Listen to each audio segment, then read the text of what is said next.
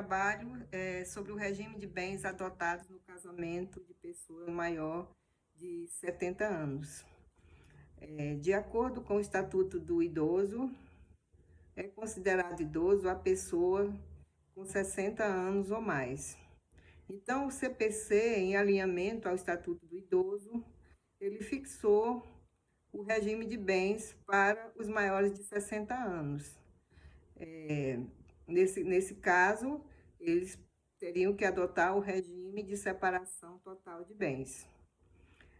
Posteriormente, veio a Lei 2.344 de 2010, que alterou o artigo 1641, inciso 2 do CPC, e fixando que as pessoas com 70 anos ou mais, elas são obrigadas a se casar sobre o regime de separação total de bens. Ou seja, antes eram as pessoas de 60 e com a lei veio a modificação para 70 anos. O regime de separação total de bens, ele é um regime que torna fácil a vida dos cônjuges, porque ele reza, né, que tanto os bens adquiridos anteriormente ou durante a constância do casamento permanece com cada um dos cônjuges em caso de dissolução da sociedade conjugal. Todavia, existe controvérsia quanto a esse artigo, especialmente a jurisprudência do Supremo Tribunal Federal, que estabeleceu um regime que na súmula 377, que no casamento, os bens adquiridos durante a constância do casamento, eles se comunicam, né? Então, se assemelha ao regime de comunhão parcial de bens, pelo entendimento do STF.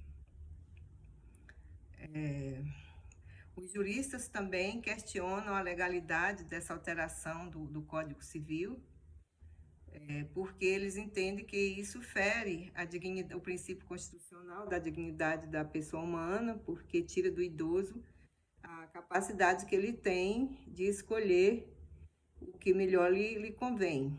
Existe também meios legais que fora do regime de comunhão de bens, que é, por exemplo, a adoção, a doação, que o idoso ele não é impedido de fazer doação, desde que ele esteja em plena capacidade das suas capacidades mentais e tudo, que ele tenha autonomia, independência, ele pode fazer doação para qualquer pessoa, desde que não comprometa o sustento dele. Então, por exemplo, no caso de união estável, é comum, mesmo o idoso casando no regime de separação total de bens, ele fazer doação para o cônjuge.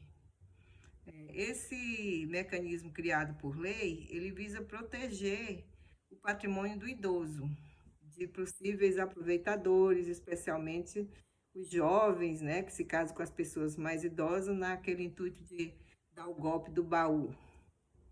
Mas a lei só pensou por esse lado, só no caso da questão patrimonial.